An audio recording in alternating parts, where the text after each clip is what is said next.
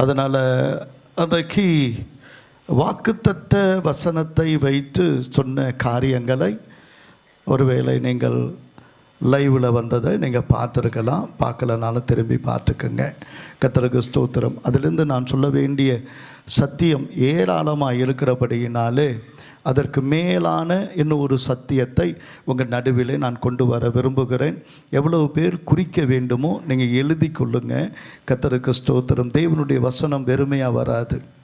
உங்கள் வாழ்க்கையில் ஒரு அற்புதத்தை நிச்சயமாக செய்யும். உங்களுக்காக கர்த்தர் ஆதீனத்தில் வைத்திருக்கிறதை நீங்கள் அறியீர்கள். அதை எடுத்து கொடுக்கிறது என்னுடைய கடமை. கர்த்தருக்கு ஸ்தோத்திரம். நாம் ஏசாயா 58 அதிகாரம் 11 வசனம் 12 வசனத்தை எடுத்து நாம் வாசிக்க போகிறோம். எல்லோரும் ஏசாயா 58 அதிகாரம் 11 வசனம் 12 வசனத்தை வாசிக்கலாம். கர்த்தருக்கு ஸ்தோத்திரம்.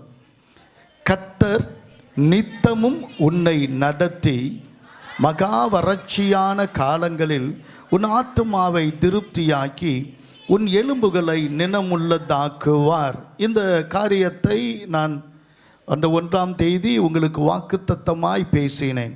அதை தொடர்ந்து வாசிக்கலாம். நீ நீர்ப்பாய்ச்சலான தோட்டத்தை போலவும் வற்றாத நீரூற்றை போலவும் இருப்பாய். உன்னிடத்திலிருந்து தோன்றினவர்கள் பூர்வம் முதல் பாழாய் கிடந்த ஸ்தலங்களை கட்டுவார்கள். தலைமுறை தலைமுறையாக இருக்கும் அஸ்திபாரங்கள் மேல் நீ கட்டுவாய். திறப்பானதை அடைக்கிறவன் என்றும் குடியிருக்கும்படி பாதைகளை திருத்துகிறவன் என்றும் நீ பெயர் பெறுவாய். கர்த்தருக்கு ஸ்தோத்திரம் உண்டாகட்டும். கர்த்தர் நம்முடைய வாழ்க்கையை ஒரு நீர்ப்பாய்ச்சலான தோட்டத்துக்கு ஒப்பிடுகிறார். நீர்ப்பாய்ச்சலான தோட்டத்தை போல் இருப்பாய். பக்கத்தில் இருக்கும் கை பார்த்து சொல்லுங்க. நல்ல செழிப்பாக இருப்ப, பசுமையாக இருப்ப, கனி தருவ, குழுகுழுன்னு இருக்கிற, கொழுகொழுன்னு இருப்ப. அல்லேலூயா. கர்த்தருக்கு ஸ்தோத்திரம். ஏன் அதை சொல்கிறேன்னா, கர்த்தர் உண்டாக்கின முதல் அந்த தோட்டத்தில் அங்கே சுகம் இல்லை, அங்கே சந்தோஷம் இல்லை, அங்கே விடுதலை இல்லை, அங்கே ரட்சிப்பு இல்லை, அங்கே மேன்மை இல்லை. என்னென்ன தலைகளாக சொல்கிறீங்க? கர்த்தருக்கு ஸ்தோத்திரம். அங்கே கவலையே இல்லை, அதனால் சந்தோஷமாக இருந்தாங்க. அங்கே கஷ்டமே இல்லை, அதனால் விடுதலையாக இருந்தாங்க. அங்கே தோல்வியே இல்லை, அங்கே வெற்றியாக இருந்தாங்க. அங்கே வியாதியே இல்லை, அங்கே சுகமாக தான் இருந்தாங்க. எத்தனை பேர் ஆமேன்னு சொல்கிறவங்க? அங்கே வறுமையே இல்லை, செழிப்பாக தான் இருந்தாங்க. எத்தனை பேர் புரியுது? கஞ்சத்தனமாக 4 கையை உயருது, அப்பையும் கஞ்சத்தனமாக கை தட்டுது.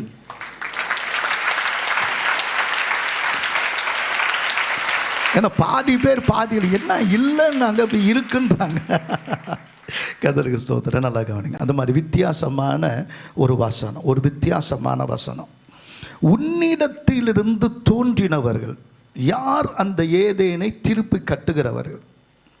உன்னிடத்திலிருந்து தோன்றினவர்கள்.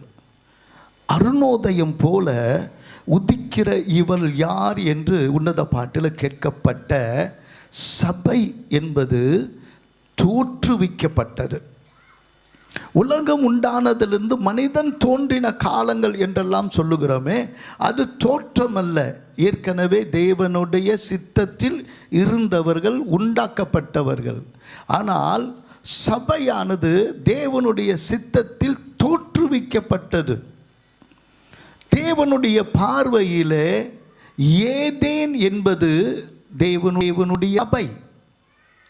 இன்றைக்கு சபையாய் நாம் கூடி வரும்போது ரட்சிக்கப்பட்ட ஜனமே, அன்னைக்கு மனிதனை தோட்டத்துக்கு வெளியிலிருந்து அவனை உண்டாக்கி அவனை கொண்டு வந்து ஏதேன் தோட்டத்திலே கர்த்தர் வைத்தார். இன்றைக்கு ரட்சிக்கப்படுகிறவர்களை கர்த்தர் அனுதினமும் சபையிலே கொண்டு வந்து சேர்க்கிறார். அல்லேலூயா. எனவே தேவனால் அழைக்கப்பட்டு வந்தவர்கள் நீங்கள். ஒவ்வொருத்தருக்கும் ஒரு அழைப்புதல் உண்டு. ஒவ்வொருத்தருக்கும் ஒரு அழைப்பும் பொறுப்பும் உண்டு.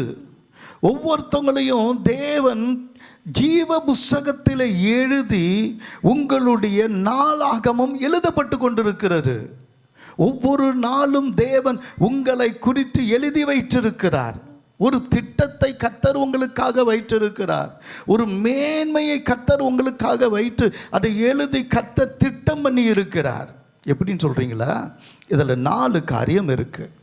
அருணோதயம் போல புறப்படுகிறவர்கள் நீங்க. சூரியன் புறப்படும் போது என்றைக்குமே சூரியன் பழைமைய சூரியன் கிடையாது. ஒவ்வொரு நாளும் சூரியோதயம் என்பது அருணோதயம் புதிதாக எழும்புகிறது. உங்களுடைய வாழ்க்கையில் ஒவ்வொரு நாளும் உன்னுடைய சூரியன் உனக்கு அஸ்தமிக்கிறதும் இல்லை, உன் சந்திரன் மறைவதும் இல்லை. ஏனென்றால் கர்த்தரே உனக்கு நித்திய வெளிச்சமாயிருக்கிறார்.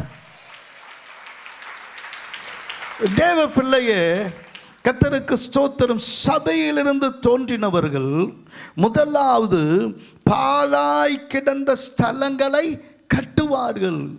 கேருபீன்கள் சுடிப்பட்டயத்தை வைத்து எந்த ஏதேன் தோட்டத்தில் நுழைய முடியாதபடி அவர்கள் அதை சட்டம் போட்டு அல்லது அதை தடுத்து நிறுத்தி விட்டார்களோ, இன்றைக்கு சபையாகிய நாம் அந்த பூர்வமான அல்லது ஆரம்ப காலத்திலிருந்து பாழாய் முதலாவது போன இடம் எது என்றால் பூமி அல்ல, ஏதேன் தோட்டம். மனிதன் செய்த பாவத்தினாலே முதலாவது வெளியேறியவர் பரிசுத்த ஆவியானவர்.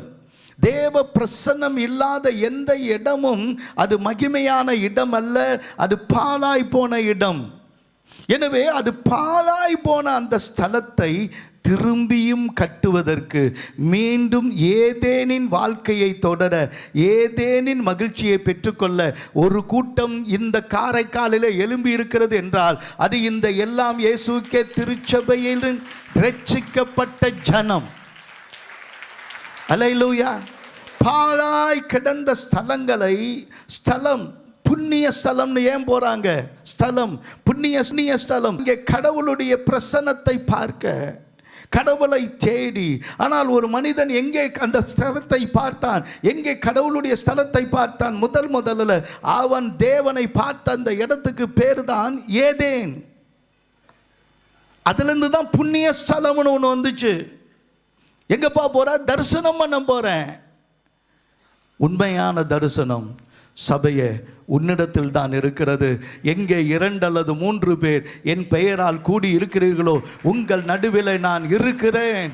அவர்கள் என் ஜனமாய் இருப்பார்கள், நான் அவர்களுடைய தேவனாய் இருப்பேன்.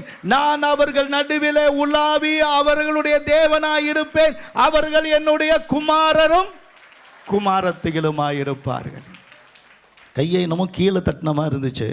அப்படியே குமாரர் குமாரத்திகள் நல்ல மேலே உயர்த்தியப்பா அந்த லாஸ்ட்டில் உட்கார்றது என்பது என்னுடைய கண்ணு கரெக்டாக படுற இடம். அல்லேலூயா, வெரி குட். நான் சொன்ன பிறகு இப்போ கை எலும்புச்சு. கர்த்தருக்கு ஸ்தோத்திரம். என்னுடைய கை, நீங்கள் என்னமோ லாஸ்ட்டில் போய் உட்காந்தா என்னமோ எனக்கு நட்டு இந்த தப்பிச்சலான்னு நினைக்கிறீங்க போல இருக்கு தம்பிங்களா. நேராக உங்களை தான் நான் பார்க்குறேன். ஆனால் அந்த மேலே இருக்கிறவங்களுக்கு தான் கொஞ்சம் மறைச்சிருச்சு. அதனால் கர்த்தருக்கு ஸ்தோத்திரம். ஆனாலும் கூட மேலே இருக்கிற சகோதரியில் யாரோ ஒரு சகோதரி அங்கே உட்காந்துட்டு அந்த 1ஆம் தேதி அவங்க ஒருவேளை புதியவங்களாக கூட இருக்கலாம், உட்காந்துட்டு ஃபோன் பேசிக்கிட்டு ஃபோன்லேருந்து SMS 12 மணிக்கு அனுப்பிக்கிட்டு இருந்தாங்க அப்படின்னு ஒரு புதிய சகோதரி வந்து என்கிட்ட சொல்லிட்டு போனாங்க. உங்கள் சபையில் பாருங்கள், ராத்திரி 12 மணிக்கு SMS ஒன்று அனுப்புது. யாருக்கு SMS அப்படி அனுப்புகிற? கர்த்தருக்கு ஸ்தோத்திரம். ரட்சிக்கப்பட்டவர்களுக்கு தான் சபை. சொல்லுங்க, ரட்சிக்கப்பட்டவர்களுக்கு தான் சபை. வேறுபடுத்தப்பட்டவங்களுக்கு தான் சபை. உங்கள் கையில் ஃபோன் இருந்தால் உங்கள் கையில் எடுத்து அதை சுவிட்ச் ஆஃப் பண்ணி சைலண்டில் போடக்கூடாது. சைலண்டில் பண்ணிட்டு பேண்ட்டில் போட்டு அதை நின்றுக்கிட்டே இருக்கும். அல்லேலூயா. எடுங்க, பரவாயில்ல. அவங்கவுங்க ஃபோனை எடுத்து சுவிட்ச் ஆஃப் பண்ணி பாக்கெட்டில் போடுங்க. எல்லாம் சுவிட்ச் ஆஃப் பண்ணி திருவிருந்து முடித்த பிறகு தான் அது வாயை திறக்கலாம். எல்லாம் சுவிட்ச் ஆஃப் பண்ணு, நோ சைலண்ட் மோட். எடுங்க, பரவாயில்ல, நோ ப்ராப்ளம். சபை என்பது காதுள்ளவன் கேட்க கடவுன்னு இயேசு சொன்ன இடம். உலகம் காதில் கேட்டு காதில் விட்டுடுது. நீ தான் காதில் கேட்டு கீழ்ப்படுகிற ஜனம். அப்படி தானம்மா? மேலே மேலே யாராவது ஃபோனை வச்சு நோண்டுனாங்கன்னா தூக்கி போட்டு உடைங்க. நான் பர்மிஷன் தரேன், நான் வாங்கி தர மாட்டேன். சபிக்கப்பட்ட ஃபோன் தேவையில்லை. இல்லையிலோயா? முதல் ஆராதனையிலே வருஷத்தில் தீர்மானம் எடுக்கணும். வாய் திறக்கிற சபையில் வாய் திறக்கிற ஃபோனு உடைக்கப்படும். அல்லேலூயா, கர்த்தருக்கு ஸ்தோத்திரம். ஏன் இவ்வளோ தூரம் சொல்கிறேன்னா, பாழாய் போன எந்த ஒரு காரியமும் உங்கள் வாழ்க்கையில் இருக்கக்கூடாது. தேவனுடைய சத்தம் கேட்கிற தேவனுடைய தொடர்பை தவிர உலகத்தில் வேறு ஒரு தொடர்பு உன்னை தீட்டுப்படுத்துமானால் அந்த தொடர்பு உனக்கு தேவையில்லை. தேவனுக்கு பிரியமில்லாத ஒன்று ஏதேன் தோட்டத்தில் இல்லை. அப்படிப்பட்ட ஏதேன் தோட்டத்தை தான் தேவன் தந்தார். அதில் தலைமுறையாக இருக்கும் அஸ்திபாரங்கள் மேல் நீ கட்டுவாயினே வந்தது. கர்த்தருக்கு ஸ்தோத்திரம். ஆபேல் நீதிமானாய் அதை கட்டுனா, பலி கொடுத்து நீதிமானாய் கட்டுனா. நோவா மீண்டுமாய் அழிந்து கொண்டிருக்கிற உலகத்திலிருந்து தப்பித்து கொள்ளுகிறதற்கு ஒரு பேழையை கட்டுனா. ஆபிரகாம் விசுவாசத்தினாலே எழும்புகிற ஒரு ஜனத்தை கட்டி எழுப்பினா. மோசே அடிமைத்தனத்திலிருந்து விடுதலையாக்கி ஒரு கூட்டத்தை ராஜ்யமாய் கட்டினா. தாவீது அந்த ராஜ்யத்தின் விஸ்தாரத்தை கொடுத்து சீயோனை கட்டி தேவனை மகிமைப்படுத்தினா.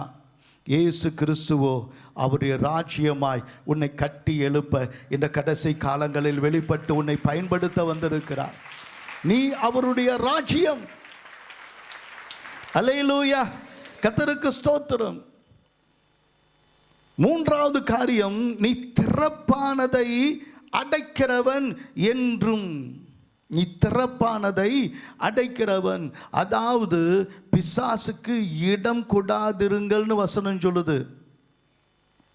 பிசாசுக்கு இடம் கொடுக்காதவன். கொஞ்சம் ஓட்டை இருந்தா திருடன் உள்ள வந்துடுவான், பிசாசு உள்ள வந்துடுவான். எங்கேயும் ஓட்ட விடாத. எவ்வளோ பெரிய டேங்காக இருந்தாலும் ஒரு சின்ன ஓட்டை இருந்தால் அது ஒழுவ ஆரம்பிச்சிச்சுன்னா அதில் ஆசீர்வாதம் தங்காது. உன் ஓட்டை என்னான்னு உனக்கு தெரியும். எந்த ஹோல் வழியா உன்னுடைய ஆசீர்வாதம் போய் கொண்டிருக்குன்னு உனக்கு தெரியும். சபைக்கு தெரியும், உன் மனசாட்சிக்கு தெரியும். திருவிருந்து என்பது எதற்காகனா, தன்னைத்தானே அவர்கள் ஆராய்ந்து அறிந்து அந்த ஓட்டையை அடைச்சல புதிய பாத்திரமாய் மாற்ற வந்த இடம். அல்லேலூயா.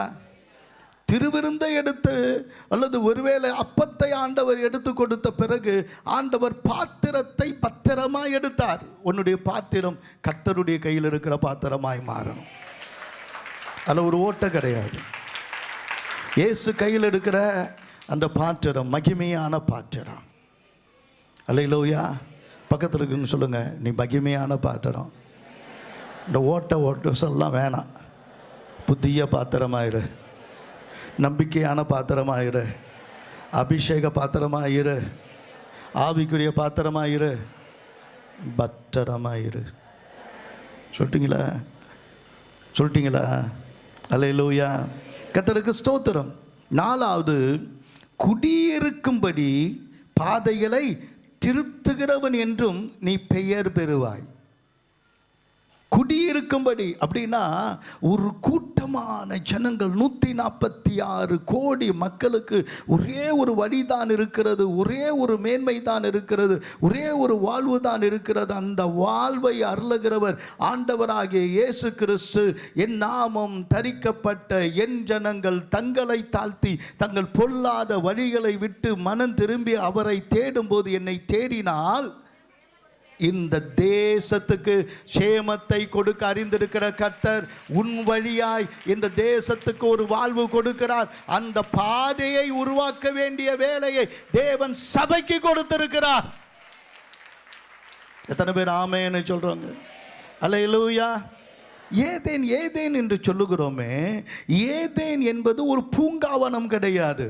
நான் கத்தோலிக்கனாக இரும்போது அதுக்கு பேர் சிங்காரவனம். நான் என்ன சிங்காரவனம்னா நான் என்ன நினச்சேன்னா, அந்த காலத்தில் இந்த சினிமா படமெல்லாம் வந்தால் நேராக ஊட்டியில் தான் எடுப்பான். அது எல்லாம் எப்படி தான் இருக்குன்னா, தோட்டத்தில் தான் அந்த கதாநாயகனும் கதாநாயகியும் ஓடி ஓடி வருகிற இடத்துக்கு பேர் தான் சிங்காரவனம்னு நான் நினச்சிக்கிட்டேன். கர்த்தருக்கு ஸ்தோத்திரம். அது சிங்காரவனம் கிடையாது, அது பூங்காவனம் கிடையாது, அது விவசாய நிலமும் கிடையாது.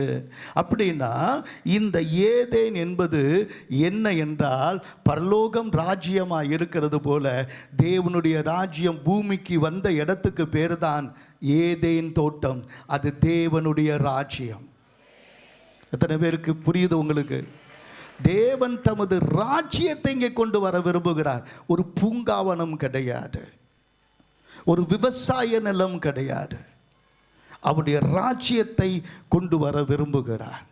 எனவே அவருடைய ராஜ்யத்தை கொண்டு வர வேண்டுமானால் அவருடைய ராஜ்யத்திற்கு அடுத்த அதனுடைய ஆயத்தங்கள் அந்த தோட்டத்திலே எப்படி இருந்தது, அதை எப்படி நாம் ஆயத்தம் பண்ண வேண்டும், அந்த ராஜ்யத்தை நாம் இந்த ஏதேன் தோட்டமாகிய சபையில் எப்படி அனுபவிக்க முடியும் என்பதை குறித்து ஒரு 7 காரியத்தை நான் வேகமாக உங்களுக்கு சொல்லிக் கொடுக்கிறேன். தூங்கிக் கொண்டே கேட்கலாம். அல்லேலூயா. என் கண்ணில் ஒன்று பட்டாலும் நான் கொன்னுட்டு தான் அடுத்தது மேலே வர்றேன். அது என்னன்னு எனக்கு தெரியல. எனக்காக ஜெபம் பண்ணுங்க. கர்த்தருக்கு ஸ்தோத்திரம். தேவனுக்கு மகிமை உண்டாகட்டும். அல்லேலூயா, அல்லேலூயா.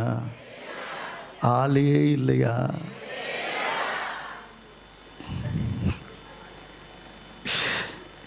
முதலாவது, ஏதேன் என்பது தேவன் உனக்கு உண்டாக்கி கொடுத்த ஒரு அட்மாஸ்பியர், ஒரு அழகான சூழல், ஒரு அழகான சூழல். அப்படின்னா ஏதேன்னா மகிழ்ச்சி, அது எல்லாரும் சொல்லுவாங்க. ஏதேன்றதுக்கு ஆங்கிலத்தில் அல்லது அந்த கிரீக்க மீனிங் எடுத்துக்கிட்டு டிலைட் அப்படின்வாங்க. டிலைட்னா என்னுடைய பிரியம், எனக்கு பிரியமானது, என் மகிழ்ச்சியானது எல்லாம் இருக்கிற இடம், அதுக்கு பேர் தான் ஏதேன். இல்லை, ஏன் பரலோகம், ஏன் மோட்சம், ஏன் சிவபதி, இதெல்லாம் நான் போகிறேன் அப்படி மறு உலக வாழ்க்கை அப்படின்னா எனக்கு மகிழ்ச்சி இருக்குது, என்னுடைய விருப்பம் எல்லாம் அங்கே இருக்குது. நோ, உன்னுடைய ஐடியாவே தப்பு, உன்னுடைய ஐடியாலஜியே தப்பு. அது இல்லை. கர்த்தருக்கு ஸ்தோத்திரம். நீ விருப்பமான இடம், நீ போய் ஒரு பீச்சில் கொஞ்ச நேரம் உட்காந்துருந்தா கவலை எல்லாம் மறந்து கொஞ்ச நேரம் பீச்சில் கால்நடையை காத்துட்டு அப்படி சந்தோஷமாக நம்மளும் வந்துடுறோம். அந்த மகிழ்ச்சி காலை தட்டிட்டு வரும்போதே பின்னாடி தட்டும்போதே போயிடுது. அவ்வளோதான் நம்ம தட்டு. அது இல்லை, அது ஒரு அந்த சூழல் கிடையாது. கர்த்தருக்கு ஸ்தோத்திரம். என்ன அப்படின்னா, தேவனுடைய பிரசன்னம் இருக்கிற இடத்துக்கு பேர் தான் ஏதேன் தோட்டம். அல்லேலூயா, அல்லேலூயா. தேவனுடைய வார்த்தை எங்கே இருக்கோ அங்கே அவருடைய பிரசன்னம் இருக்கு. எங்கே அவருக்கு மகிமை இருக்கோ அங்கே தேவன் உலாவுகிறார். என் நாமத்தை மகிமைப்படுத்துகிற எந்த ஸ்தானத்திலும் நான் வந்து உன்னை ஆசீர்வதிப்பேன் என்று சொல்லுகிற கர்த்தர் இந்த இடத்துல வந்து நீ வாழ ஒரு வாழ்க்கையை, உனக்கு வாழ்வதற்கான அத்தனை காரியத்தையும் தேவன் சபையிலே வைக்கிறார். ஒரு மனிதனை முழுமையான மனிதனாய் மாற்ற வேண்டுமானால் அது அரசாங்கத்தின் திட்டத்தினாலே முடியாது.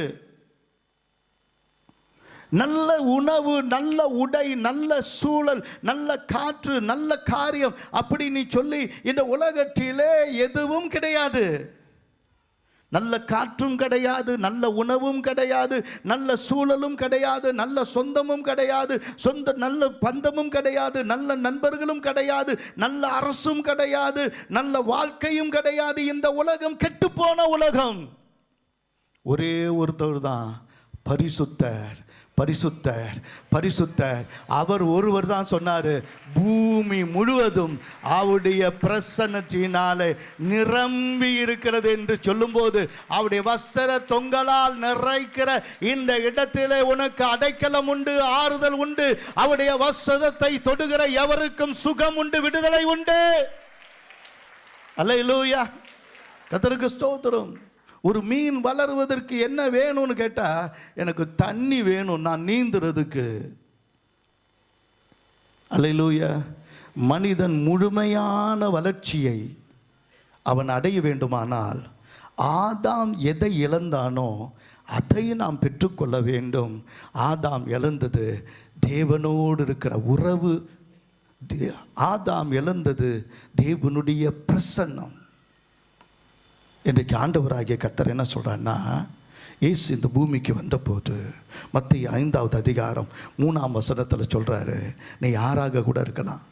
முதலாவது மலை பிரசங்கத்தில் ஆரம்பிக்கும் போதே சொல்கிறாரு, ஆவியில் எளிமையுள்ளவர்கள் பாக்கியவான்கள், பரலோக ராஜ்யம் அவர்களுடையது. மீக் இன் ஸ்பிரிட், ரொம்ப தாழ்மையுள்ளவர்கள். எல்லா விதத்திலும் நீ தாழ்த்தப்பட்டவனாய் இருக்கலாம், எல்லா விதத்திலும் நீ ஒன்றும் இல்லாதவர்களாய் இருக்கலாம். ஒரிஜினல் மொழியில் ஒரு பெக்கர் போல இருக்கலாம், ஒரு பிச்சைக்காரனை போல இருக்கலாம். உலகத்தில் கர்த்தருக்கு ஸ்தோத்திரம், இறைவனிடத்தில் கையேந்தாதவர்கள் யாரும் இல்லை. ஒரு அழகான பாட்டு, இறைவனிடம் கையேந்துங்கள் அவன் இல்லை என்று சொல்வதே இல்லை. அண்ணே எங்கடா அங்கே போயிட்டு வந்தாங்கன்னு கேட்காதீங்க. அல்லேலூயா. எல்லாருமே கையேந்துகிறவர்கள். கோடி கோடியாக வச்சிருக்கிறவனும் அங்கே போய் நிற்கிறான். உலகத்தையே ஆளுகை பெண்கிற அரசியல்வாதியும் அங்கே தான் இறைவனிடத்தில் தான் போய் நிற்கிறான். திருடன் அயோக்கியம் கூட அங்கே தான் போய் நிற்கிறான். தெரியுமா உங்களுக்கு? சாமி உனக்கு ஒரு பங்கு எனக்கு ஒரு பங்குன்னு நன்றான். எல்லாருமே ஒன்றா சேர்ந்து நிற்கிற இடம், கையேந்துற இடம் எது தான். ஆனால் தேவனுடைய பிரசன்னத்தில் தான் உனக்கு ஒன்று தெரியும், உன்னை ஆண்டவர் பிச்சைக்காரனாக பார்க்கல, உன்னை தாழ்த்தி அவருடைய சமூகத்தில் வரும்போது உன்னை பிள்ளையாக ஏற்றுக்கொள்ளுகிற இடம் கர்த்தருடைய சபை. ஆவியில் எளிமை உள்ளவர்கள் அப்படின்னா என்ன அர்த்தம் அப்படின்னா, கர்த்தருக்கு ஸ்தோத்திரம், ஒரு அந்த பிச்சைக்காரனுடைய மனநிலை ஆவிக்குரிய காரியத்தில் நமக்கு வரணும். ஒரு நைட்டு சாப்பாடு போட்டிங்க, அடுத்த நாள் காலையில் அவன் வரமாட்டானா? மத்தியானம் வரமாட்டானா? நைட்டு வரமாட்டானா? சில ஆளுங்க சொல்லுவாங்க, என்ன ராப்பிச்ச பார்த்து 4 நாள் ஆச்சு. அம்மா நீங்கள் போட்ட இட்லியும் அந்த வடையும் சாப்பிட்டேன், அது ஊசி போனது போல இருக்கு. 4 நாளாக டைரி ஆகி இன்னைக்கு தான் வந்தேன். நம்ம போடுறது அப்படி. ஆனால் இந்த பசி தாகம் என்பது இருக்கு பாருங்க, ஆவிக்குரிய தாகம் இருக்கு பாருங்க. அது நான் ஒரு தடவை பைபிள் படிச்சுட்டேன் அப்படின்னு இருக்காது. பசியும் தாகமும் திரும்பி திரும்பி வந்து கொண்டே வேலைக்கு வர மாதிரி ஆண்டவர் வந்து, தாகம் இப்போ தான் வரும் அப்போ தான் வரும்னு இல்லை, பசியாவது 3 வேளை கரெக்டாக வரும். ஆனால் தாகம் எப்போ வரும்னு சொல்லவே முடியாது. அதனால தான் ஆண்டவர் ஆவியின் காரியங்களில் நீதியின் மேலே பசி தாகம் உள்ளவர்கள் பாக்கியவான்கள்ன்றாரு. கர்த்தருக்கு ஸ்தோத்திரம். எப்பெல்லாம் எனக்கு ஒரு ஆவிக்குரிய வாழ்க்கையில் தாகம் வருதோ, என்னுடைய ஆவிக்குரிய ஆண்டவருடைய தேடுகிற ஒரு உணர்வு வருகிறதோ, ஓடி வந்து ஜெபிக்க, ஓடி வந்து தேட. அன்னைக்கு தாவீது சொல்கிறான், ஒரு நாளில் 7 தரம் கர்த்தரை துதிக்கிறேன். ஒரு நாள் நான் 3 தடவை ஜெபிக்கிறவங்களை பார்த்துருக்கிறேன், 5 தடவை ஜெபிக்கிறவங்களை பார்த்துருக்கிறேன். அவன் ராஜாவாக இருந்தாலும் ஒரு நாளைக்கு 7 தடவை கர்த்தரை தொழுது கொண்டான். டேய் பேசாத அப்படின்னு ஒரு தாவீது சொல்லக்கூடாதுப்பா. கொஞ்ச நாள் இங்கே கவனிங்க, நல்லா கவனிங்க. நீ எந்த வேலையில் இருந்தாலும் சும்மா கட்டமுட்டான்னு நீ போய் அந்நிய பாஷையில் பேசணுன்னு அவசியம் இல்லை. ஆனால் ஷிக்கலாதாராபா ஷியா கத்தாராபா தீரா கடமூஷமலா கலாபா தோரபா அப்படின்னா உன்னுடைய வீட்டோடு கூட உனக்கு ஒரு தொடர்பு இருந்து கொண்டே இருக்கு. ஆவியில் எளிமையுள்ளவர்களா கர்த்தரை நம்ம மகிமைப்படுத்தி கொண்டே இருக்கிறோம்னு சொல்கிறவங்க நல்ல கரங்களை தட்டி கர்த்தரை மகிமைப்படுத்துங்க. கர்த்தருக்கு ஸ்தோத்திரம். பார்க்கிறதையும் கேட்கிறதையும் ஜெபமாய் மாற்ற ஆரம்பித்தீங்கன்னா உங்கள் ஆவிக்குரிய வாழ்க்கை தான் ஆவியில் எளிமையுள்ளவர்களுடைய வாழ்க்கை. ஆவியில் எளிமை உள்ளவர்களுடைய வாழ்க்கை. ஷக்காலாதாரா பாத்தீரா லூரி ஜீசஸ் ஹல்லேலூயா. எந்த நேரத்தில் பிசாசு பிடிச்சவங்க என்கிட்ட வருவாங்கன்னு தெரியாது, எந்த நேரத்தில் வந்தாலும் எந்த காலத்திலும் பிசாசுக்கிட்ட நான் தோற்றது கிடையாது. எந்த ஆரம்ப நாட்களில் சொல்லுவாங்க, சங்கிலி வச்சு அடிச்சிடுவோம், அது கட்டி போட்டு வச்சுருக்கிறாங்க. அது எத்தனை பாஸ்டர் தெரியுமா அடிச்சுட்டு, எத்தனை பேர் தெரியுமா நாலு கணக்கில் உட்காந்து அவங்க ஃபாஸ்டிங் போட்டு ஜெபிச்சு துரத்துனது. அது என்ன பண்ணாங்க தெரியுமா, அப்படி இப்படின்னு சொன்ன கதைகள்லாம் என்னுடைய சின்ன வயசில் அதிகமாக உண்டு. ஆனால் ஒரே ஒரு வசனம் சொல்லுது, சத்துருவின் சகல வல்லமையும் மேற்கொள்ள உங்களுக்கு அதிகாரம் தந்திருக்கிறேன், ஒன்றும் உங்களை சேதப்படுத்த மாட்டாது. அல்லேலூயா.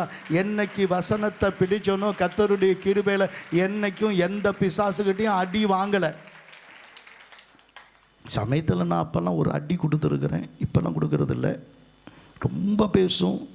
ஆனால் அது பிறகு ஆண்டோடைய கிருபையில சே அது பாவம், அந்த மனுஷி பாவம்.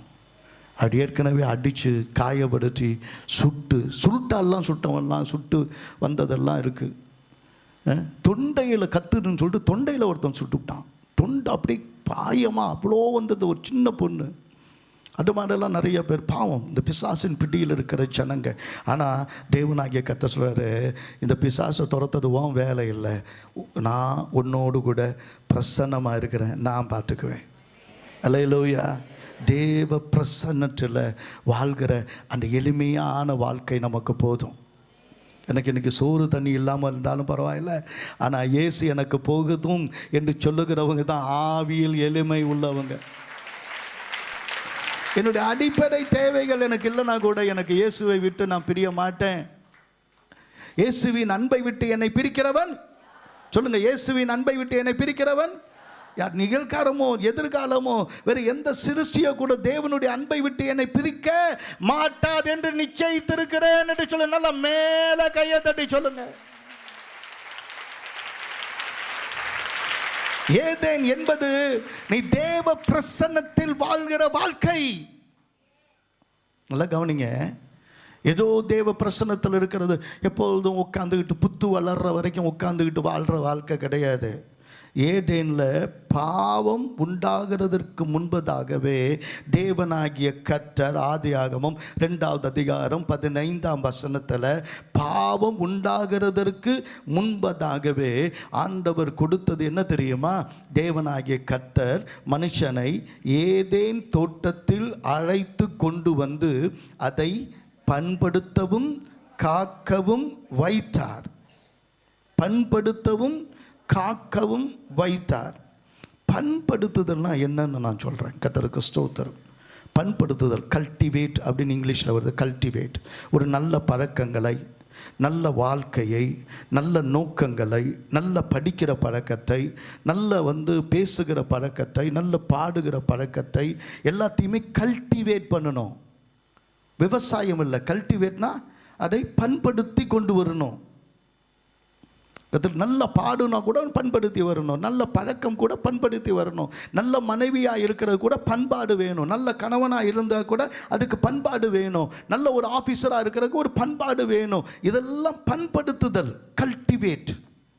ஆனால் ஹீப்ரூவில் அந்த கல்டிவேட் பண்படுத்துதலுக்கு என்ன இருக்குன்னா, அவோடா அப்படின்னு ஒரு பேர் வருது. அவோடா, AVODAH எழுதுனா எழுதிக்கிங்க. இது ஹீப்ரூ. இந்த ஹீப்ரூனுடைய வார்த்தைக்கு என்ன அர்த்தம் தெரியுமா? ஆண்டவர் பண்படுத்துகிற வார்த்தைக்கு ஆராதனை என்ற அர்த்தம். சர்வீஸ், சேவை, ஊழியம் என்ற அர்த்தம். ஆராதனையும் ஊழியமும் ஆண்டவர் எதில் வச்சிருக்கிறான்னா, நீ கையிட்டு செய்யும் சகல வேலையிலும் தேவன் உன்னை ஆசீர்வதிக்க வைத்திருக்கிறார். அப்போ ஆராதனை செய்யும் தொழிலை தெய்வம் சொல்லலாமா? இல்லை. நீங்கள் எதை செய்தாலும் அதை தேவனுக்கு மகிமையாக செய்யும் போது கர்த்தர் அதை ஆராதனையாக எடுத்துக்கொள்கிறார். எத்தனை பேர் ஆமேன்னு சொல்கிறோம்? அல்லேலூயா. நான் செய்கிற வேலையை நான் கர்த்தருக்காக செய்தால் என்னைக்கு அரைகுறையாக செய்யவே மாட்டேன். என்னுடைய சின்ன வயசில் ஒரு பேண்ட் மாஸ்டர் இருந்தார் பாண்டிச்சேரியில். போலீஸ்காரங்களுக்கு அவர் தான் பேண்ட் மாஸ்டர். அவர் தான் இந்த கிறிஸ்மஸ் டைமில் வந்து அந்த பேண்டெல்லாம் ஒரு சர்ச்சில் அவர் வந்து செய்வார். அவருக்கு நான் உதவியை செஞ்சு நான் கொஞ்சம் கிட்டார்லாம் போடுவேன் அந்த நாட்களில். அப்போ போட்டு அவர்கிட்ட பேசியிருக்கும்போது அவருடைய வாசிப்பை பார்த்து அசந்து போய் நான் சொன்னேன், இவ்வளவு அழகாக வாசிக்கிறீங்களே எப்படின்னு சொன்னார். ரொம்ப எளிமையான மனுஷன், பேர் மறந்துட்டேன். அவர் சொன்னார், நான் எதை செய்தாலும் கர்த்தருக்காக செய்கிறேன். கர்த்தர் என்ன மேன்மையாக வச்சிருக்கிறார். ஆமென். கூலிக்காரன் யார் தெரியுமா? சூரியன் எப்போ மறையும்னு பார்த்துட்டு வேலையை முடிச்சுட்டு ஓடுறோம். பாதி விட்டுட்டு அப்படியே பாதி முட்டை சிமெண்ட்டு, பாதி கிலோ கலவை எல்லாத்தையும் தூக்கி அங்கே கொட்டி இங்கே கொட்டி மறைச்சி விட்டு அப்படியே என்ன பண்ணுறது, ஓடுறவன் தான் யார்? கூலிக்காரன். ஆனால் நான் இன்றைக்கி செஞ்ச வேலையில் நான் ஒரு அழகான வேலையை முடிச்சிருக்கிறேன். ஒரு ஆட்டோக்காரங்க ஓடுங்க போகும்போது ஆட்டோவில் ஏற்றுறீங்க. ஒரு உதாரணத்துக்கு கொண்டுடுங்க, அம்மா ஒரு பிரசவ நேரத்தில் இருக்கு, அந்த பிள்ளையை பார்த்து தங்கச்சி நான் கை பிடிக்கிறேம்மா, நீங்கள் மேலே பொதுவாக ஏறி உட்காருமா, உன்னை கொண்டு போய் நான் கொண்டு வந்து நல்லா விட்டுருவோம்மா அப்படின்னு அழகாக கொண்டு போய் விட்டுட்டு அது வந்துட்டு அவங்கள்ட்ட வந்து கொடுக்கும்போது ரொம்ப நன்றிம்மா அப்படின்னு சொல்லிட்டு ஒரு வார்த்தை சொல்லிட்டு வந்து பாருங்கள். நீ செய்கிற வேலை இல்லை, அது ஊழியம். எல்லாருக்குமே ஆட்டோக்காரங்கனாலே அடவடிக்காரங்கன்ற எண்ணம் இருக்குது. இல்லை, அவங்க என்ன கொடுத்தாலும் ரொம்ப நன்றிம்மா, நன்றி ஐயா, ரொம்ப சந்தோஷம், தேங்க்யூ அப்படின்னு ஒரு சந்தோஷமாக சொல்லிட்டு வந்து பாருங்கள். உங்கள் ஆட்டோ ஓட்டும் போதே மயிடு பள்ளத்தில் ஏறி இறங்கி அவன் போகும்போது அவன் எங்கே போகணும்? போக வேண்டிய இடத்துக்கு டெஸ்டினிக்கு போகணும். நான் சில சமயத்தில் ஆட்டோவில் ஏறிட்டப்பா நீ எங்கே போகிற அப்படின்னு கேட்பேன். சார் நீங்கள் சொன்ன இடத்துக்கு தான் போகிறேன்ப்பா. நீ போகிற நரகத்துக்கு நான் வரல, நீ போகிற நரகத்துக்கு நான் வரல. இப்படி திருப்பி பார்ப்பான். கர்த்தருக்கு ஸ்தோத்திரம், இப்போ வேணாலும் இறக்கி விட்டுரு அப்படின்னு. கர்த்தருக்கு ஸ்தோத்திரம். நீ ஒரு ஆட்டோ ஓட்டுறவனாக இருந்தா, நீ ஒரு மேசனாக இருந்தா, நீ ஒரு வீட்டில் வேலை செய்கிறவளாக இருந்தா, நீ வேலை செய்கிற எந்த வேலையும் கக்கூஸ் கழுவுற வேலை கூட அது சாதாரணமான வேலை இல்லை, குறைவான வேலை இல்லை. எதை செய்தாக்கா கக்கூஸ் கழுவுன்னு நான் சொல்லலை. ஆனால் நீ எதை செய்தாலும், ஒரு கூட்டுனாலும் பெருக்குனாலும், நீ ஒரு வேலை வகுத்தாலும் கழித்தாலும் கர்த்தருக்கு ஸ்தோத்திரம், எல்லாத்தையுமே பர்ஃபெக்டாக செய்ய பாரு. கர்த்தருக்கு ஸ்தோத்திரம். அதில் தேவனை மகிமைப்படுத்து. தேவன் உன்னை மகிமையாக வைப்பார். நீ செய்கிற வேலை கர்த்தருக்கு மகிமையான ஆராதனை. ஏன்னா கர்த்தர் உன்னோடு கூட இருக்கிறாரு. நம்ம என்ன நினைக்கிறோம், வாரத்தில் ஒரு நாள் ஆராதிச்சுட்டு அவரை விட்டுட்டு போயிடலான்னு. ஆண்டவர் என்ன சொல்கிறாரு, நான் உன்னோட ஆராதிக்கல, இன்னைக்கு வரும்போது உனக்கு சரீரத்தில் இளைப்பாறுதல், ஒரு சர்வீஸ் ஸ்டேஷன் மாதிரி உன்னை இளைப்பாறுதல் பண்ணி இன்னும் ஓட, இன்னும் மேன்மையாக்க, இன்னும் உன்னை கைகளின் கிரியை ஆசீர்வதிக்க நான் உன்னோடு கூட வருகிறேன் என்று சொல்லும்போது நீ செய்கிற வேலையெல்லாம் கர்த்தரை மகிமைப்படுத்தி நீ எந்த நேரமும் கர்த்தரை துதிக்கிறவனாய் மாறிட்டீன்னா தேவன் சொல்கிறாரு, இதுதான் உண்மையான ஆராதனை, இதுதான் உண்மையாக எனக்கு செய்கிற ஊழியம்.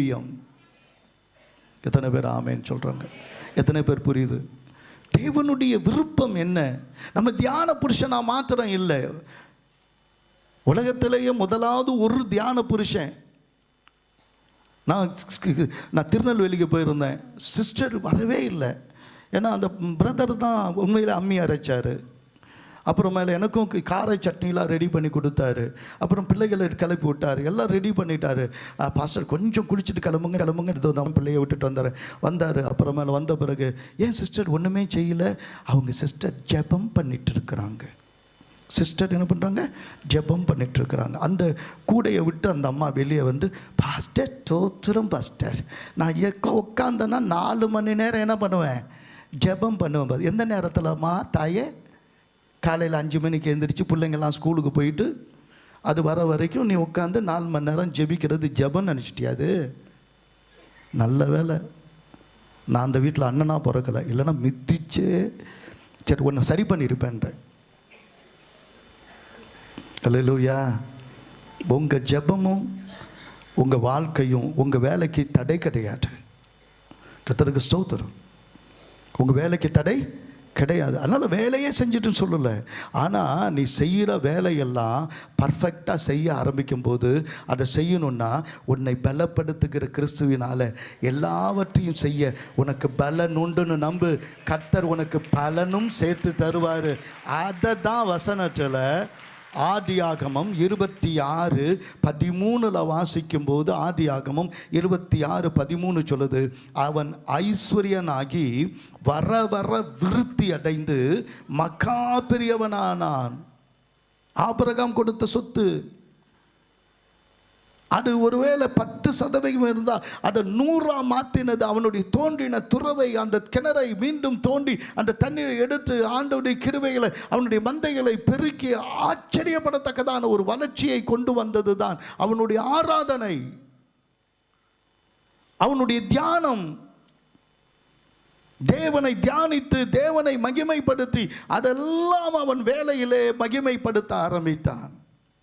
செய்யறதெல்லாம் திருந்த செய்ய, உன் கையின் பிரயாசத்தை கர்த்தர் வாய்க்க பண்ணுவார். உனக்கு பாக்கியமும் நன்மையும் உண்டாயிருக்கும். எத்தனை பேர் புரிஞ்சிச்சு? ஆண்கள் கையை தூக்கவே மாட்டேங்கிறீங்களா ராஜா?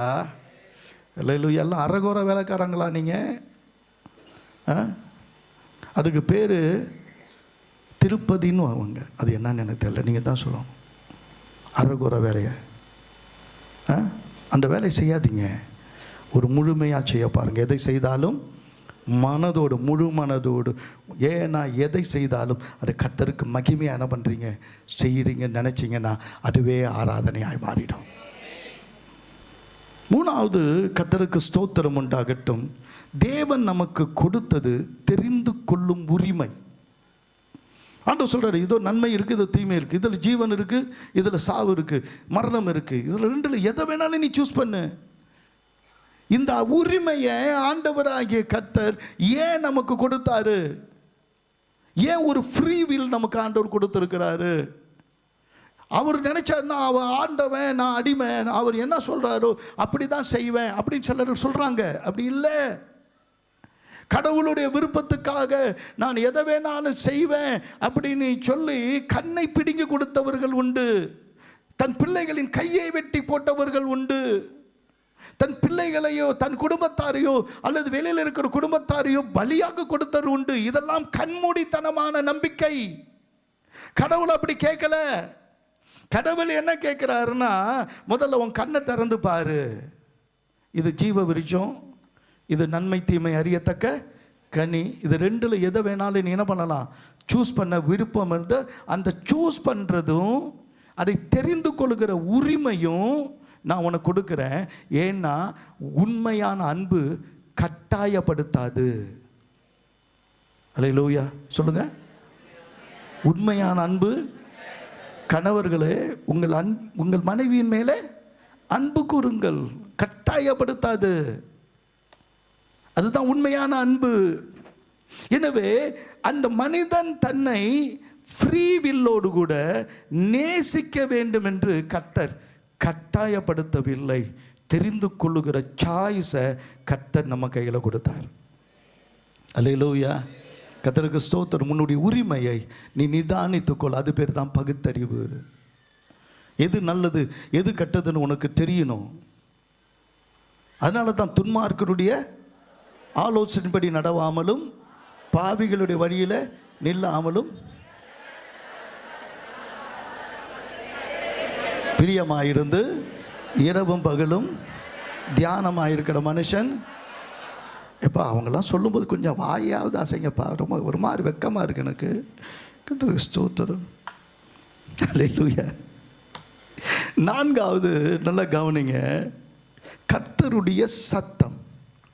அங்கே என்ன இருந்தது? ஆதியாகமம் 3வது அதிகாரம் 8ஆம் வசனத்தில் கர்த்தருக்கு ஸ்தோத்திரம். ஆதியாகமம் 3வது அதிகாரம் 8ஆம் வசனத்தில், பகலில் குளிர்ச்சியான வேளையிலே தோட்டத்திலே உலாவுகிற தேவனாகிய கர்த்தருடைய சத்தத்தை அவர்கள் கேட்டார்கள்.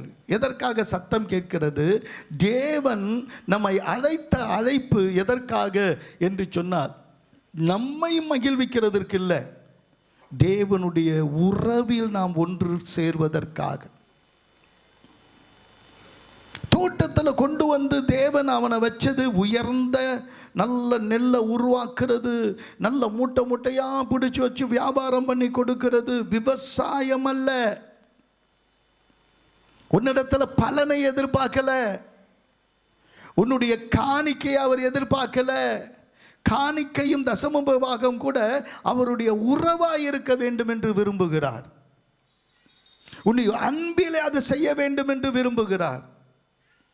எந்த பாவமும் அந்த உறவை துண்டிக்க கூடாது என்கிறதுனால தான் ஆண்டவராகிய இயேசு கிறிஸ்து 2 கையும் விரித்து என்னிடத்தில் வருகிறவனை நான் புறம்பே தள்ளுவதில்லை என்று சொல்லி ஆணி அடித்து கொண்டார்.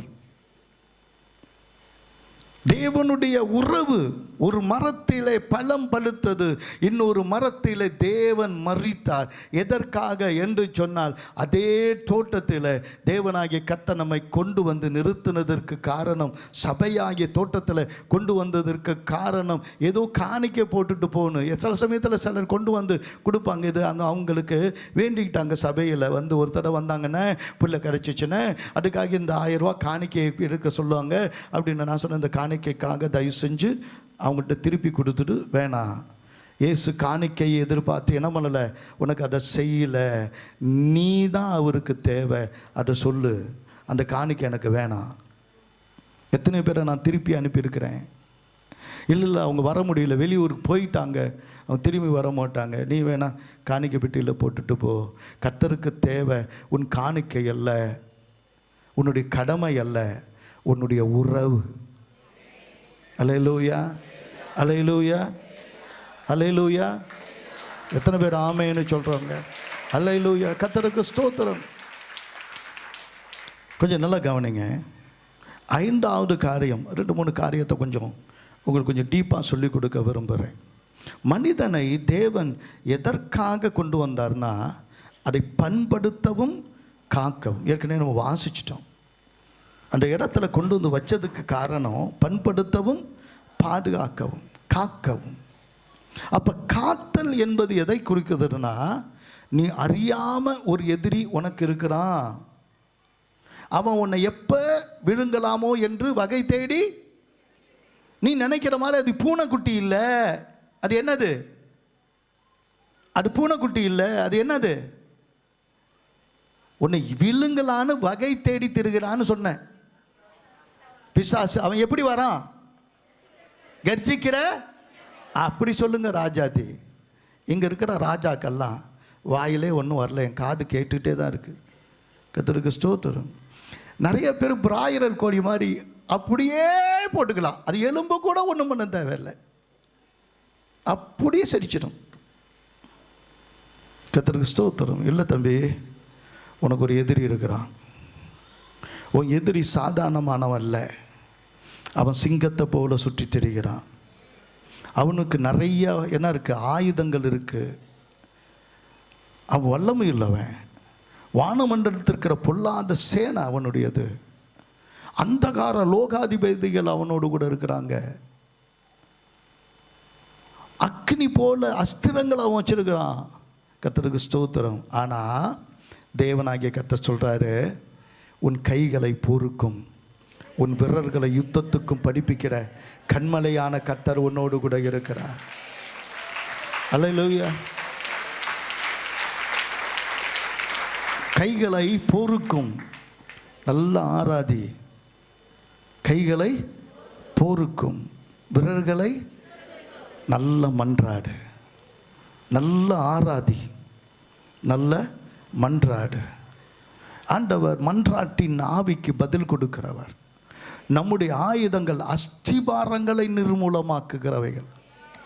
அல்லேலூயா. நீ நினைக்கிற உன்னுடைய பிரச்சனைன்னு கர்த்தர் சொல்றார், உன்னை தொடுகிறவன் என் கண்ணின் மணியை தொடுகிறான். அல்லேலூயா. அந்த யுத்தத்தை சொல்றார், யுத்தம் உங்களுடையது இல்லை, அது யாருடையது? நீங்கள் சும்மா இருப்பீர்கள், கர்த்தர் உங்களுக்காக. அந்த யுத்தத்துக்கு தான் கைகளை போருக்கும் விரல்களை யுத்தத்துக்கும் படிப்பிக்கிற கண்மலை. வாழ்க்கையில் யார் தான் எதிரியாக வருவாங்கன்னு தெரியாது. சிலர் சாபத்தை நம்ம மேலே சொல்லிடுவாங்க, சிலர் பழியை நம்ம மேலே போட்டிருப்பாங்க. பிறந்ததே தப்புன்னுவாங்க. நீ பிறந்ததே தப்பு சொல்றது வேற யாரும் இல்லை, அவனுடைய அம்மா. ஏதோ கரிச்சு கொட்டினா பரவாயில்லை, அவன் பேரை அவ்வளவு மோசமான பேரா. சிலர் பேர் வைப்பாங்க மண்ணாங்கட்டின்னு, பிறந்துச்சு பாரு மண்ணாங்கட்டி அப்படின்னு. இது மண்ணாங்கட்டியாக தான் இருக்கும். கர்த்தருக்கு ஸ்தோத்திரம். தப்பி தவறி மரியாள்னு பேரை வீட்டில் வச்சிடாதீங்க. நிறைய பேர் ரொம்ப நல்லதுன்னு நினைக்கிறாங்க. மரியாள்னு பேர் வச்சா, மேரின்னு வச்சா ரன்னு. மேரினா கண்ணீர், மேரினா மாறாள், கசப்பானவள்னு அர்த்தம். கசப்பானவன்னு அர்த்தம். இந்த பேர் வைக்கும்போது எனக்கு கொஞ்சம் சரியில்லை. நல்லா பிள்ளைங்களை பேர் வைக்கும்போது நல்லா வைங்க. கர்த்தருக்கு ஸ்தோத்திரம். ஒரு ஈசாக்கு பேர் வச்சான் பாருங்க.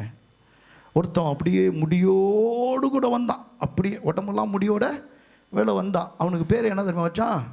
ஏசான்னு வச்சான். ஏசான்னா என்ன அர்த்தம் தெரியுமா? மயிர் உள்ளவன்னு அர்த்தம். தமிழில் அதுக்கு பேர் வேற. நீங்கள் எதாவது சொல்லிடாதீங்கப்பா. அப்பா வைக்கிறான் பிள்ளைக்கு, என்னன்னு வைக்கிறான்? இவன் யாக்கோபு. இவன் வரும்போது கொஞ்சம் என்ன முழிச்சான். அவன் காலை பிடிச்சிட்டு வந்துட்டான். சரி தெரியாமல் வந்துட்டான், அவனுக்கு என்ன தெரியும்? அவன் காலை பிடிச்சிட்டு அடுத்து வந்துட்டு திருட்டு முழிக்கிறான் பாரு. எத்தன் திருடன் பேருங்க. யாக்கோபுனா யாரு? எத்தன் திருடன் அப்படின்னு. கர்த்தருக்கு ஸ்தோத்திரம். பண்ணாதீங்க. உங்கள் பிள்ளைங்களை சின்ன வயசுலேயே வந்து இது பண்ணுறதை பார்த்தா எருமாடு தான் மேய்க்கும். நீ என்னமோ பசுமாடு மேய்ச்சிட்டு வந்த மாதிரி. அதெல்லாம் நிறைய பேர் பேரை வைக்கிற போது எப்படிலாம் பேர் வைக்கிறாங்க. கொஞ்சம் தயவு செஞ்சு நல்லா கவனிங்க. ஆனால் ஒருத்தி தன்னுடைய பிள்ளைக்கு பேர், அந்த பேரை கூட நான் சொல்ல விரும்பலை, ஆனால் அந்த பேர் அதிலே இருக்குது. 1 நாளாகவும் 4வது அதிகாரம் 9ஆம் வசனம் 10ஆம் வசனத்தை வாசிக்க போகிறோம். கற்றுங்க. 1 நாளாகவும் 4வது அதிகாரம் 9ஆம் வசனம். யாபேசுனா துக்கத்தின் மகன். யாரு? இவன் பிறந்ததிலிருந்து தரித்திரம். இவன் பிறந்த நேரம் சரியில்லை. இவன் பிறந்ததிலிருந்து என் குடும்பத்தை ஆட்டி வச்சிருச்சு. அப்படி தான் போய் சொன்னான் அது யாபேஸ். எந்த குழந்தை இந்த உலகத்தில் 4 நட்சத்திரம்னு பார்த்து வந்துச்சு? அந்த குழந்தைக்கு ஏன் அப்படி வைக்கிற? தேவ சாயலில் பிறக்கிற ஒரு குழந்தை. ஆனால் அந்த குழந்தை மேலே சாபத்தை கொண்டு வந்தது அவனுடைய சொந்த அம்மா. ஆனால் வசனம் சொல்லுது, யாபேஸ் தன் சகோதரை பார்க்கிலும் கனம் பெற்றவன. எதுக்கு ஆண்டவர் சொல்கிறார்? திடீர்னு அப்படியே 4ஆம் வருஷத்தில் இவனுக்கு மகன் அவன், அவனுக்கு மகன் அவனு ஸ்டாப் பண்ணிட்டாரு. அதில் படித்து வரும்போது திடீர்னு அப்படியே 4 அதிகாரம் அப்படியே வரும், அப்படியே ஸ்டாப் பண்ணிட்டார். ஸ்டாப் பண்ணிவிட்டு இவன் வரும்போது, யாபேஸ் தன் சகோதரை பார்க்கிலும் கனம் பெற்றவனாக இருந்தான். அவன் தாய், நான் துக்கத்தோடு அவனை பெற்றேன் என்று சொல்லி அவனுக்கு யாபேஸ் என்று பெயரிட்டாள். துக்கத்தின் மகன், வேதனையை கொண்டு வந்தவன், எல்லாருக்கும் கண்ணீரை கொண்டு வந்திருக்கிறவன், சாபத்தை பேசுகிறாள். தேவனுக்கு மகிமை உண்டாகட்டும். ஆனால் அந்த வசனம் சொல்லுது, யாபேஸ் இஸ்ரவேலின் தேவனை நோக்கி. எப்போ எது வரைக்கும் தெரியுமா? சாபம், போராட்டம், கண்ணீர். நீ என்னைக்கு ஜீவனுள்ள தேவனை நோக்கி பார்க்கிறையோ அது வரைக்கும் தான் உன் கண்ணீர், உன் சாபம், போராட்டம். ஆமென். ஜீவனுள்ள தேவன் சொல்லுங்க. நல்ல வாயை திறந்து சொல்லுங்க. அவர் பேர் என்னது? ஆராதிக்கவன் ஜீவனுள்ள தேவன். அல்லேலூயா. கர்த்தருக்கு ஸ்தோத்திரம். மற்றதுக்கெல்லாம் ஜீவன் கிடையாது. நான் ஆராதிக்கிற தேவனுக்கு என்ன இருக்கு? அவர் யாரு? ஜீவனுள்ள தேவன். தேவனை நோக்கி, தேவரீர் என்னை ஆசீர்வதித்து சொல்லுங்க. தேவரீர் என்னை, என் எல்லையை உமது கரம் தீங்கி என்னை துக்கப்படுத்தாதபடிக்கு அதற்கு என்னை விலக்கி காத்தலும் என்று வேண்டிக் கொண்டான். அவன் வேண்டிக் கொண்டதை தேவன் அருளினார். அல்லேலூயா, அல்லேலூயா. கர்த்தருக்கு ஸ்தோத்திரம் உண்டாகட்டும். ஒருவேளை உன்னுடைய எதிரி எவ்வளோ பெருசா இருந்தாலும் உன் ஜெபம் மலைகளை அசைக்கும். ஏனென்றால் விசுவாசம் உள்ள ஜெபம் பிணியாடையை ரட்சிக்கும். உன்னை கூறிய பற்கள் உள்ள எந்திரமாய் மாற்றுகிறேன். நீ மலைகளை மிதித்து பதறாக்கி போடுவாய். என்ன ஒரு வீரமான வசனம் சொல்கிறாங்களே. நீ சாதாரண ஆள் இல்லைம்மா, நீ சாதாரண ஆள் இல்லை. உடைய ஜெபம் சாதாரண ஆள்கிட்ட ஏறெடுக்கலை. நீ பெட்டிஷன் கொடுக்கும்போது நீ ஆண்டவர்கிட்ட என்ன பண்ணுற, நீ அட்ரஸ் பண்ணி நீ ஒரு சிட்டிசன், நீ இந்த தேசத்தில் பரலோக ராஜ்யத்தில் இருக்கிற இந்த சிட்டிசனுக்கு தன்னுடைய உரிமையை கேட்க அவங்களுக்கு உரிமை இருக்கிறது. அந்த உரிமையின் பத்திரம் தான் அப்ளிகேஷன், அந்த உரிமையின் பத்திரம் தான் விண்ணப்ப ஜெபம். நீ விண்ணப்ப ஜெபம் என்பது ராஜ்யத்தில் ராஜாவுக்கு நீ கொடுக்கிற பெட்டிஷன். அரசியல்வாதிகிட்ட கொடுத்தா கீழே போட்டு உக்காந்துக்குவான். ஆனா ராஜா அதை கையில் எடுப்பாரு. அதனால தான் தேவரீர் என்னை ஆசீர்வதித்து, இந்த புத்தகமே ராஜரீக புத்தகம். அல்லேலூயா. வானத்தையும் பூமியும் உண்டாக்கின கர்த்தர் மாத்திரம் அல்ல, அவர் என் ராஜாவாய் இருக்கிறார். அந்த ராஜ்யத்தின் குடிமகளாய் நான் இருக்கிறேன். என்னுடைய சிட்டிசன்ஷிப் அங்க இருக்கு. என்னுடைய உரிமையை என் ராஜா எனக்கு தருகிறார். சாதாரணமா இல்லை. தேவனுக்கு மகிமை உண்டாகட்டும். ஏதேன் என்பது முதல் பலி கொடுத்த இடம், முதல் இரத்தம் சிந்தப்பட்ட இடம். ஆதியாகமம் 3வது அதிகாரம் 21ஆம் வசனத்தில் தேவனாகிய கர்த்தர் ஆதாமுக்கும் அவன் மனைவிக்கும் தோல் உடைகளை உண்டாக்கி அவர்களுக்கு உடுத்தினார். எப்படின்னு உடுத்துறது கூட தெரியல. கர்த்தருக்கு ஸ்தோத்திரம். பிள்ளைகளுக்கு உடுத்தி, ஒரு தகப்பனும் ஒரு தாயும் எவ்வளோ அன்பு சொல்கிறாங்களோ, தகப்பனிலும் தாயிலும் மேலானவர். அவளுக்கு உடுத்தி அழகு பார்த்தவர். பிசாசு உன்னை அவமானப்படுத்தி பார்க்க விரும்புகிறான். உன் தகப்பன் உன்னை உடுத்தி அழகு பார்க்கிறவர். அவர்களுடைய சுயநீதி என்பது அத்தி இலைகளை உண்டாக்கி, அது எத்தனை நேரங்க, ஒரு வெயில் அடித்தோன்னா பொடி பொடியாக நொறுங்கிடும். சும்மாவே இண்டு இடுக்களை பார்க்குற மிருகம், அது நடுவில் இவங்க அவமானமாக தான் இருக்கிறாங்க. கர்த்தருக்கு ஸ்தோத்திரம்.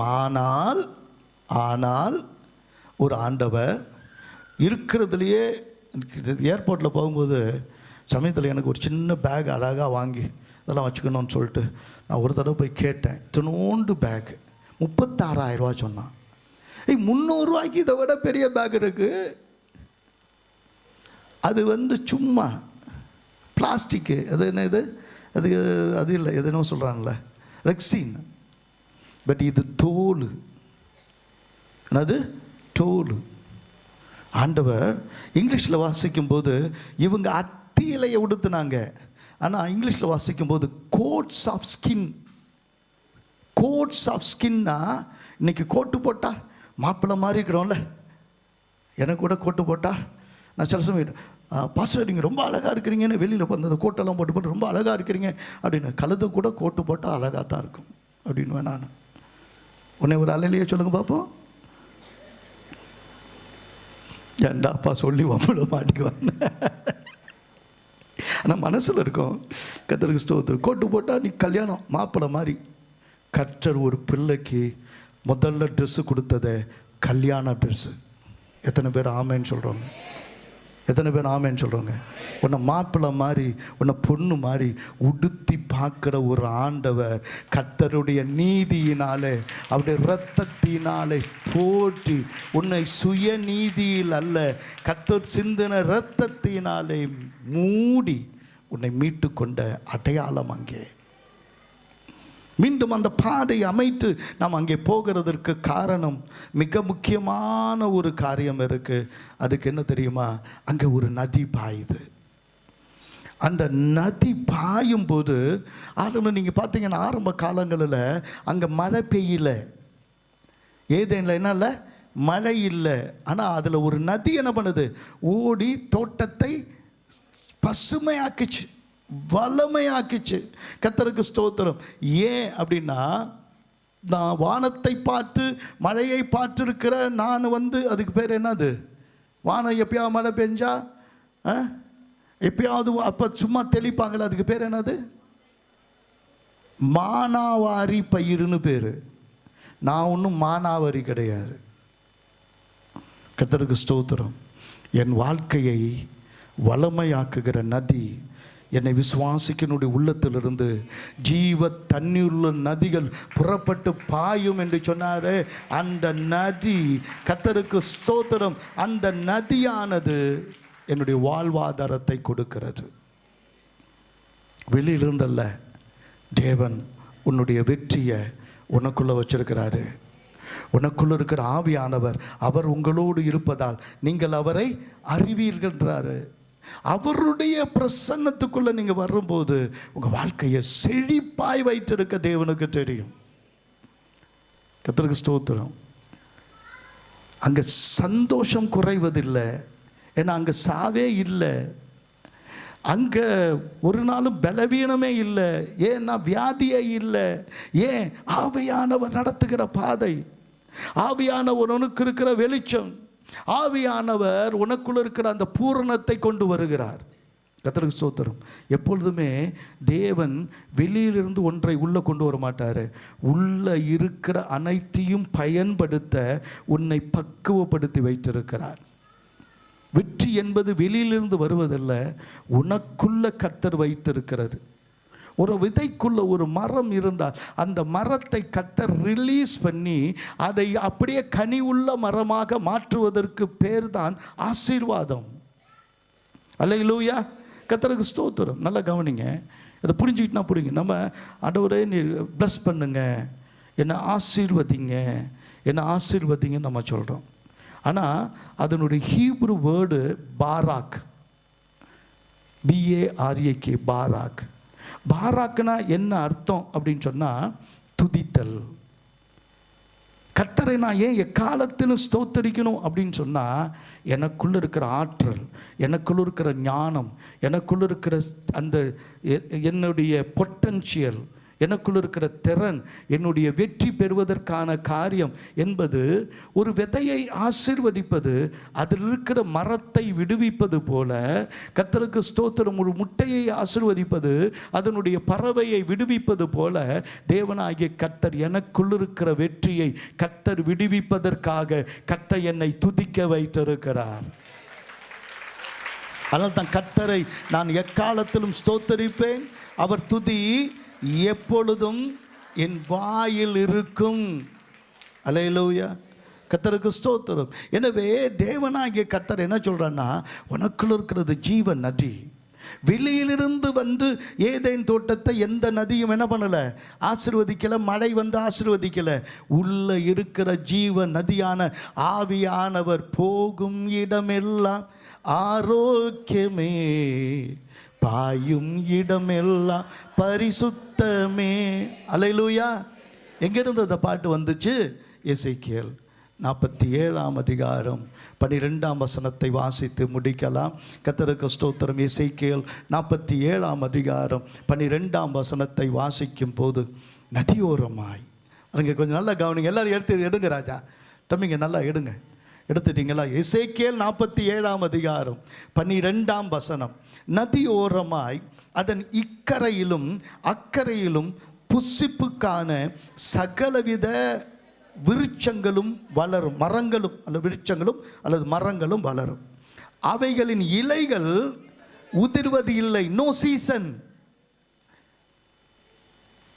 சீசனுக்கு தான் பலாப்பழம் கிடைக்கும், சீசனுக்கு தான் என்ன கிடைக்கும், மாம்பழம் கிடைக்கும். ஆனால் வாழைப்பழத்துக்கு என்ன சீசன்? எல்லா சீசன்லையும் வாழைப்பழம் கிடைக்கும்.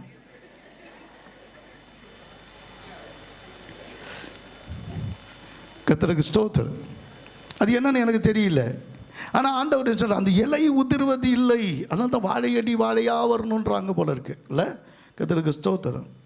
அது அமெரிக்காவில் விளையாடுது, மற்ற பனி உள்ள நாடுகள் என்ன பண்ணாது, விளையாது. கர்த்தருக்கு ஸ்தோத்திரம். இது எல்லா சீசன்லையும் இருக்கும். இதுக்கு சீசன் கிடையாது. இது இலையுதிர் காலம். சில பெண்களுக்கு ரொம்ப வருத்தம், ஏன்னா அது இலையுதிர் காலம். இருக்கிற தலையில் இருக்கிற நாளெலாம் என்ன பண்ணும், போயிடுச்சுன்னா ரொம்ப கவலைப்படுவாங்க. இலையுதிர் காலம், வீடு பூரா ஒரு மரத்தை பாருங்க, மொட்டையாக நிற்கும் பாருங்க, அது பேர் என்னது, இலையுதிர். அது நல்ல அப்படி இலை துளிர்த்து வந்துச்சுன்னா அதுக்கு பேர் என்னது, வசந்த காலம். ஆவியானவர் பாய்கிற எந்த மனிதனுக்கும் இலையுதிர் காலம் கிடையாது. அல்லேலூயா. எல்லா நேரமும் எந்த காலத்திலும் அவன் பசுமையாக தான் இருப்பான். அவன் நீர்க்கால்களின் ஓரமாய் நடப்பட்டு தன் காலத்தில் தன் கனியை தந்து இலையுதிராதிருக்கிற மரத்தை போல் இருப்பான். அவன் செய்வது எல்லாம் வாய்க்கும். எத்தனை பேர் விசுவாசிக்கிறீங்க? ஆவியானவர் கிரியை செய்ய ஆரம்பிச்சிட்டதை நான் பார்க்கிறேன். தேவன் எத்தனை விதத்தில் நீ வறுமையோடும் வேதனையோடும், நீ எத்தனை போராட்டத்தோடும் வந்திருந்தாலும், எத்தனை கடனோடும் பிரச்சனையோடு வந்திருந்தாலும், இன்னைக்கு உன்னை செழிப்பாக்குகிற தேவ நதி உனக்குள்ள இறங்கி இருக்கு. ஆவியானவர் உன்னை செழிப்பாய் நிறுத்த போகிறார்.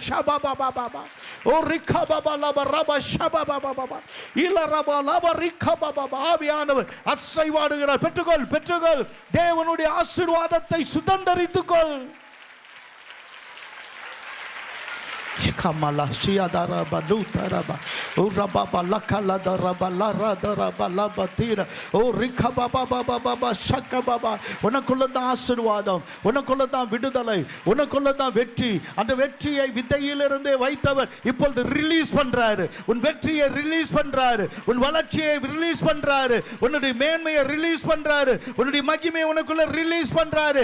தேவன் உன்னை விடுவித்து உன்னை எதற்காக படைத்தாரோ அந்த திறன், அந்த மீட்பு, அந்த மகிமைக்காக கர்த்தர் வைத்திருக்கிற அந்த பொட்டன்ஷியல் எல்லாம் இப்ப வெளிப்படுது. வெளிப்படுது. உன்னுடைய திறன் வெளிப்படுது, உன் ஞானம் வெளிப்படுது, உன்னுடைய அறிவு வெளிப்படுது, தேவன் தந்த திட்டங்கள் வெளிப்படுது.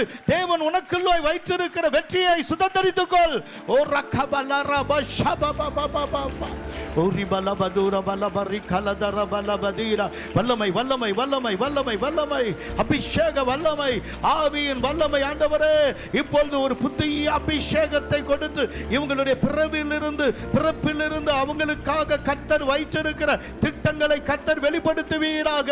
வல்லமையை வெளிப்படுத்துவீராக, ஞானத்தை வெளிப்படுத்துவீராக, வெற்றியை உறுதிப்படுத்துவீராக, வெற்றியை உறுதிப்படுத்துவீராக, வெற்றியை விருதுபடுத்துவீராக.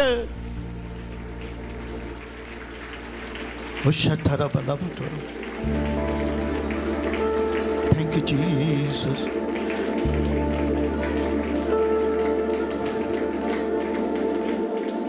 ஆவியானவரே, எழுந்து நிற்கலாமா? ஆவியானவரே, ஆவியானவரே,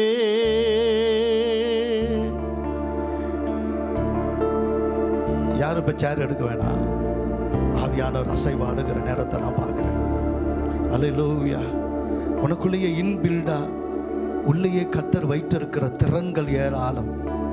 உனக்குள்ள இருக்கிற நற்பண்புகள் ஏராளம். உனக்குள்ள இருக்கிற பரிசுத்தம் ஏராளம். நீ தேவனுடைய சாயல். தேவனுடைய ஆவியானவர் உன்னுடைய சுவாசமாய் மாறும்போது உனக்குள்ளே தேவனுடைய வல்லமை பற்றி பிடிக்கிறது. ஏதை நதிக்கு வெளியிலிருந்து தண்ணி வரல, மழை வரல, நதி பாய்ந்தது. அந்த நதி தான் 4 ஆறுகளாக உலகத்தில் பாய்ந்து இன்றைக்கு செழிப்பாக்குச்சு. நீ வெளியே புறப்பட்டு போகும்போது சாதாரணமா இருக்க மாட்ட. உனக்குள் இருக்கிற அக்கினி, உனக்குள் இருக்கிற வல்லமை, உனக்குள் இருக்கிற தேவ நதி, உனக்குள்ளே செழிப்பாக்குகிற தேவ ஆவியானவர் உன் வாழ்க்கையிலே செயல்பட ஆரம்பித்து விட்டார். இனி உன் பலத்தினால் அல்ல, இனி உன் பராக்கிரமத்தினால் அல்ல, தேவ ஆவியினால் ஆகும் என்று சொல்ல நல்ல கரங்களை தட்டி கர்த்தரை மகிமைப்படுத்துங்க.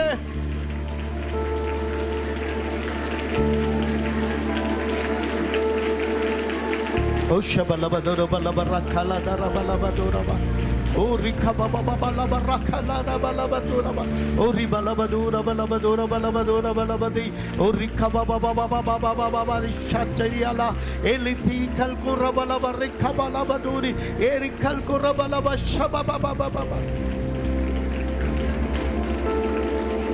ஒரு நிமிஷம் நிறுத்துங்க. இந்த வசனத்தை வாசிக்கிறேன்.